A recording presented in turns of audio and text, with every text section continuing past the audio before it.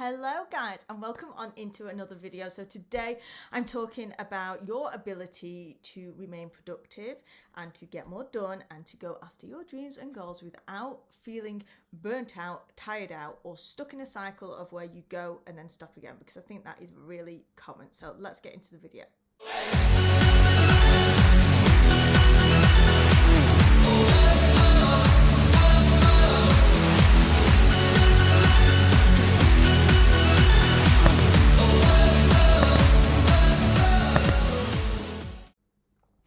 So with everything that has happened this year, and my goodness, it has been a lot, right? It has really been a lot. And this came about, or the idea for this video came about, when I found myself back in a space of feeling rushed, feeling on the go, but at the same time I couldn't quite put my finger on it. I wasn't really feeling on fire like I wanted to be. Like, there was this definite need of feeling of wanting to catch up with all of the time that we've missed out on, whether that is being rushing around trying to catch up on work. I'm now back up and down the mountain taking the kids to and from places, and while we all want to get back to some form of normality, it begs the question of what is it that we are rushing back to, and what is it that we have actually ignored from our time during lockdown. Like, how many of us really took the time to go a little bit deeper within and ask ourselves, what do we want moving forward? And I know for me, a huge one is that time and space and a feeling of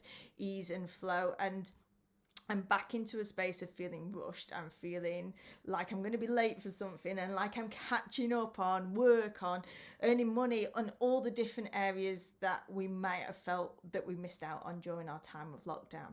But another huge thing about this was, it's just a thought, and it is just a thought, a perception. Like, even at the weekends when I don't actually have to do anything, I was telling myself, well, I need to get out. We need to make up for all of the time that we've been locked in our house. And that is just a thought. It's an idea, and it's something that we impose onto ourselves. And I know that if I was feeling this way, then there's probably more people out there feeling the same way too. So I wanted to share some of the most powerful tools that I use to help me come back to a space of literally taking a breath, slowing down and breathing. Because that was one great thing about lockdown. It really forced us all to stop.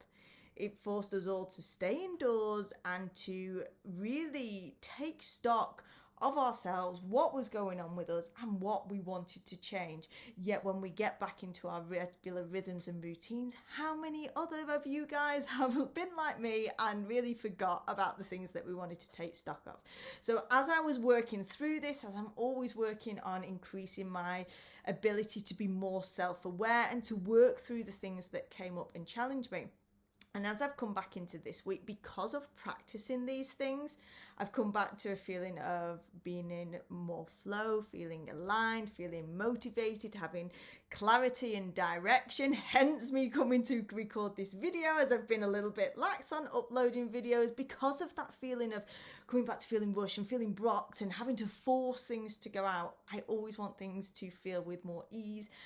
And that's what we're aiming for, right? We want that ease, flow. We want joy and happiness in our life. So let's look at how we can utilize these tools so that you can still be the badass goal getter that I know you guys want to be, but without the stress and overwhelm, and increasing more joy and happiness. So let's get into the tips. So the first thing that we get to consider is that this year has been a lot. There has been a lot to take on.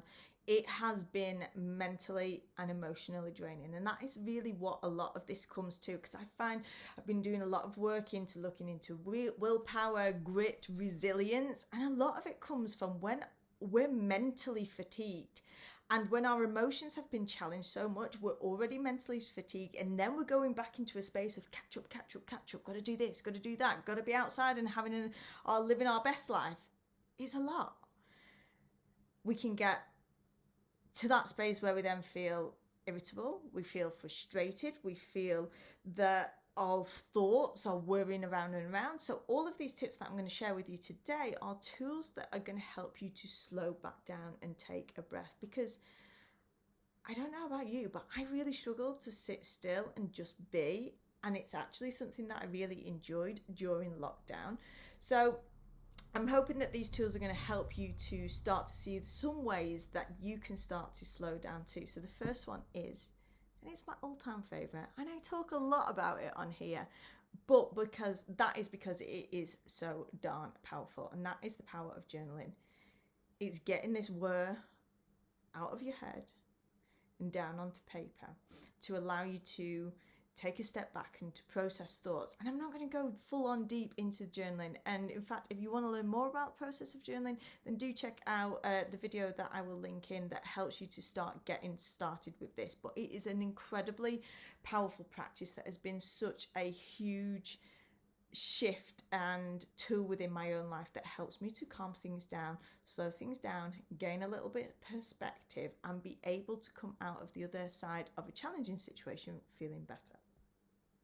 Number 2 is meditation. And I know a lot of these might sound a little bit cliche and you've probably heard it all before, but how often are you actually practicing? And I know meditation for me is again something that I'm a little bit sporadic with it, but when I do it, oh my God, I feel the difference. I feel the difference in my mental clarity. I feel the difference within the energy and vibration within my body, from that like stress, I don't want to be doing this, to feeling like cool, calm, feeling like I'm knowing where I'm going.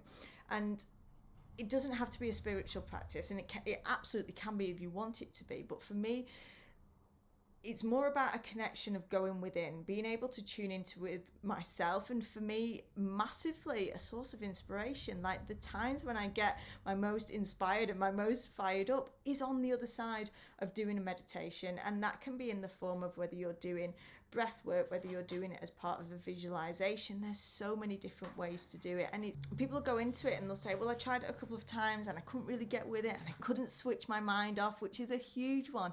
Meditation is not about switching your mind off. It's about calming your whole nervous system down, and it doesn't have to be switching off the thoughts. It can be, as I use it, as a source of inspiration.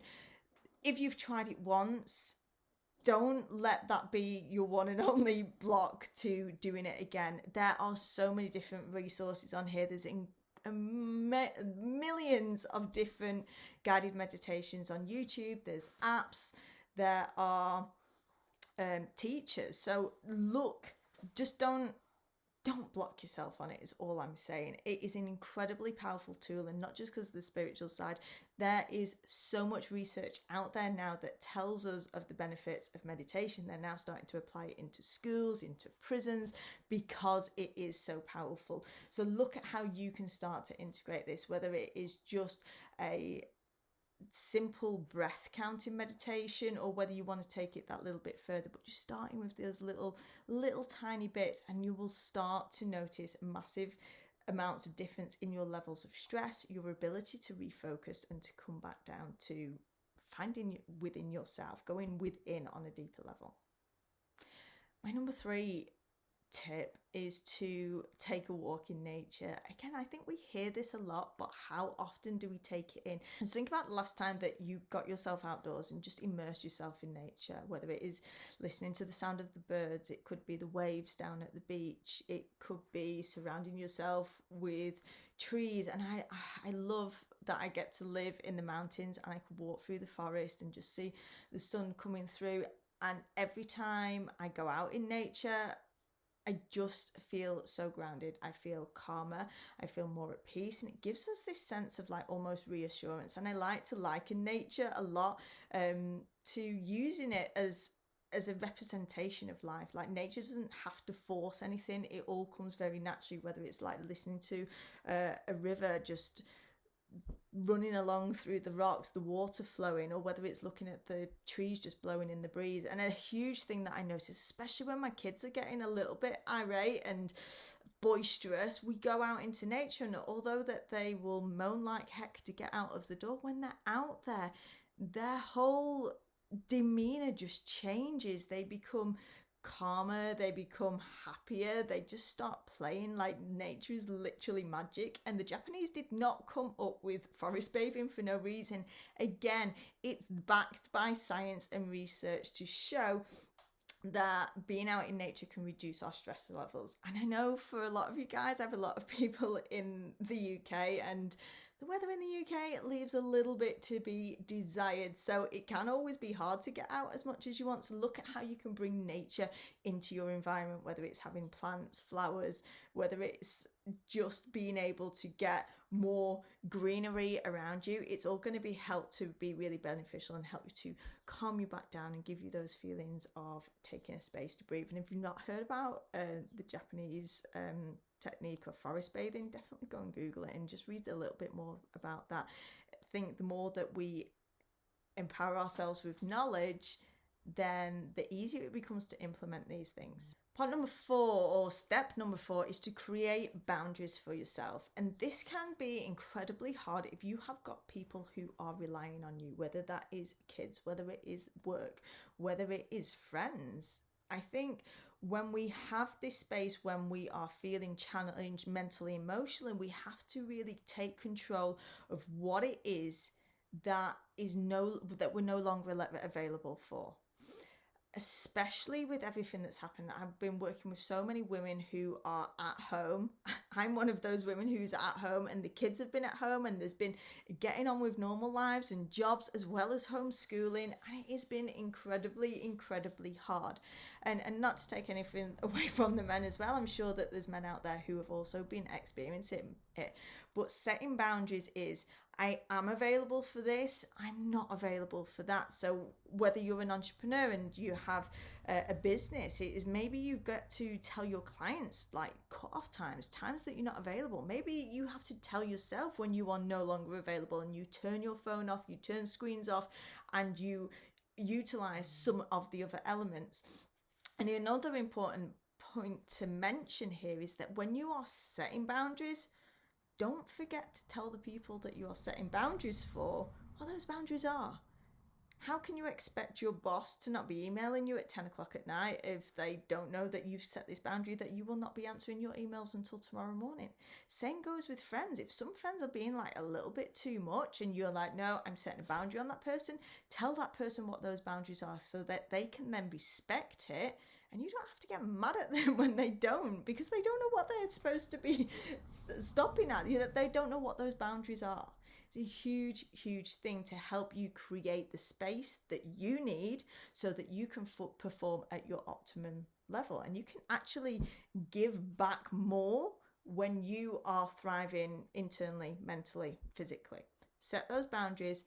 Be clear about what you're available for, what you're no longer available for, and communicate those boundaries in a way that is very clear with the people around you who need to know and respect what those are. Number 5 is practicing moments of stillness. And I actually took this from one of my Shine Squad members. She used to actually schedule in 15 minutes of nothing. Now, I am not going to lie, I find this incredibly hard. So this is no social media, no reading, no nothing, just literally sitting and just being with yourself, being with your thoughts, just practicing being still, being present in the moment. And I do find this hard, but I noticed during lockdown there was definite times when I would be sat out in the garden, and I do have a beautiful view, and I'm just looking out on the mountain and the trees, and I would have those moments of like, I'm so grateful for the things that we've got. And it just brought real peace and calmness to me at a time when everything felt out of the ordinary and out of control. And it was incredibly empowering. And I've definitely not been doing that since I've been in this space of feeling rushed. And I actually did this the other day as I was sat down by the lake. I just sat, just looked at people, was just at one with my thoughts. And again, that feeling of calmness, clarity, definite taking a pause, taking a moment is so healing and so beneficial to your mental and physical well-being. Next up, number 6 is Wim Hof breathing. This is one of my personal favorites. I am not affiliated with Wim Hof or anything. I just like to share the things that are really I found beneficial, and I love this guy. So if you don't know who Wim Hof is, again, go Google him. I will put a link to his website down below in the notes. But he's a Dutch extreme athlete, and he's known for withstanding really cold temperatures. He's also known as the Iceman. He's a little bit out there, he's a little bit crazy, but I love him. And he does this breathing technique. There is a free app and you can actually go and learn the breathing technique. I personally like to do this after I've done my workout and I'm super hot and sweaty. I'll do the breathing in the shower, then put on the cold shower. So it's a breathing technique followed by cold therapy, and it's shown to have benefits on so many different things. There's done so much research on this, whether it's mental clarity, whether it is stress, whether it is anxiety, whether it is recovery from exercise. I had been experiencing a little bit of golfer's elbow, a bit of inflammation on my tendon in my elbow, and since I started practicing the breathing, because this is another one, it reduces inflammation within the body. Doing the breathing and the cold therapy, I found the cold shower, I found that it has massively improved. And I'm not gonna lie, it's definitely much easier to do this in the summertime, which it is right now when I'm recording this. Not so great in the winter. It's really challenging and a mental challenge for you to do it in the winter, but definitely go and check it out and give it a try. Like, what have you got to lose with any of these methods? And this is one of these that's like a quick fire. Any breath work that you can start to do, oxygenate the body to help support the body thrive as it is designed to function. And that is a huge thing. Like, how many of us are like shallow breathing up in the chest? It's about getting the breath down into the diaphragm, oxygenate your body, fill your body with oxygen so that you can get more energy, feel more on form, more on fire. So I hope you enjoyed this video, but most of all, I hope that you go and actually apply it, because it doesn't mean anything. You can watch all the videos in the world, but it doesn't mean anything if you don't actually go and practice them. And I definitely encourage you to try out some of your own self-care ideas. What are the things that bring joy and peace and downtime into your life? These are just some of my personal favorites to give you some ideas of how you can start to implement that rest and recovery so that you can actually go out and achieve more, and also have more fun and happiness along the way. And actually, this is something that we're going deeper into the Shine Squad this month, as our guest expert is going to be coming in and teaching us all about Theta healing, which is a modality to help you to get into a deep and meditative state. So if you love this type of work and you're interested in learning more ways to support yourself, to learn deeper into self-development, self-awareness, then definitely come and check out the Shine Squad, which is my monthly group membership, where we have an incredible group of badass women all in there who are going after their dreams and goals, and the support of the Shine Squad can help them take those steps closer towards it. It's an amazing community. So again, I'll put the link down below, but definitely go and check it out if this has all been something that has been of interest to you. And thank you so much for watching this video. It really means a lot. Make sure that you do hit on the like button, as it really helps me out. And of course, if you are not already, make sure that you subscribe so that you don't miss the next installment of these videos. So thank you so much. I love and appreciate you so much. And until next time.